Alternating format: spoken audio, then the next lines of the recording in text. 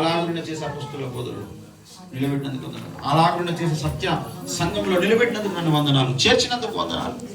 ఈ గొప్ప ధన్యత కొరకు నీకు వందనాలు అని చెప్పు. ప్రభువానికి స్తోత్రం, ప్రభువానికి స్తోత్రం, ప్రభువానికి స్తోత్రం, ప్రభువానికి.